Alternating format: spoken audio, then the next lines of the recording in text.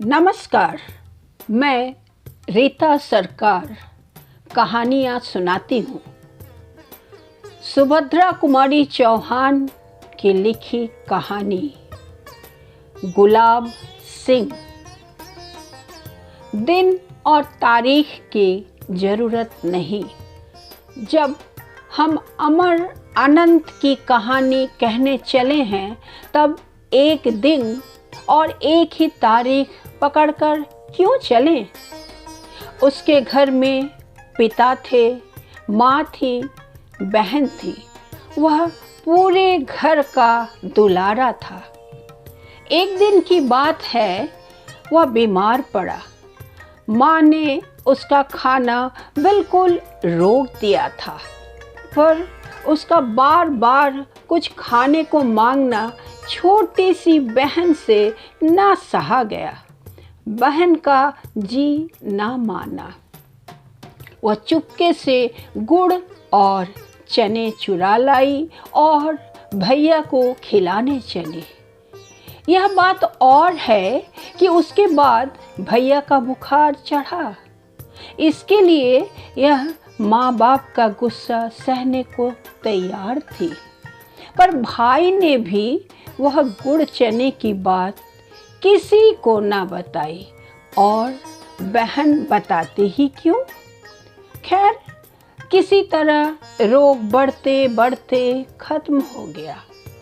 रोग गया और बहन की प्रेम की वह बात सदा के लिए भाई के मन पर छप गई। ऐसी एक नहीं अनेक बातें बहन की माँ पिता की उसके मन पर छपी थीं। वह कभी उनसे लड़ता झगड़ता भी, पर आँखों के आंसू और मन के रंग उसके अंतर मन पर छिपी तस्वीरों को न धो सके, न धुंधला कर सके। एक दिन ऐसी हवा बही कि मुरझाए हुए मनों में भी नई जान आ गई। एक हवा ऐसी होती है जो मुरझाए हुए पौधों में ताजगी ला देती है, और एक हवा ऐसी होती है जो मुर्दा मनुष्यों में नई उमंग भर देती है। यह उमंगों वाली हवा थी। बड़ा भारी जुलूस निकला। कौमी झंडे का जुलूस था वह, पर बादशाह का हुक्म था कि जुलूस ना निकले, झंडा ना निकले। शहर में आतंक छा गया। बड़ा जालिम था वह बादशाह। बड़ा आया बादशाह। क्यों ना निकले जुलूस, क्यों ना निकले झंडा? भाई से बहन ने कहा। बहन क्या कहती है उसने सुन लिया। बहन फिर बोली, कौन है ये बादशाह? भैया ने कहा, होगा कोई। बहन ने फिर पूछा, क्यों ना निकले जुलूस, क्यों ना निकले झंडा? भाई कटु स्वर में बोला, हमारा देश बादशाह का गुलाम जो है। बहन का उत्तर था, तब तो जरूर निकले जुलूस, हम जरूर फहराएंगे अपना झंडा। देखते हैं कौन रोकता है हमें। झंडे की तैयारी होने लगी। बहन ने अपनी पुरानी ओढ़नी फाड़कर झंडा बना लिया। लाल हरा रंग भी चढ़ गया। भाई ने उसे अपने खेलने के डंडे से बांध लिया। झंडा तैयार था। अब भाई झंडा लेकर चला। बहन आग्रह से बोली, अरे भाई, जाते कहाँ हो? हम भी साथ चलेंगे। पर बहन, बड़ी दूर जाना है, तुम थक जाओगी। नहीं भैया, नहीं बहन, जुलूस कौन बनाएगा? तुम झंडा उठाना, हम जुलूस बनाकर पीछे चलेंगे।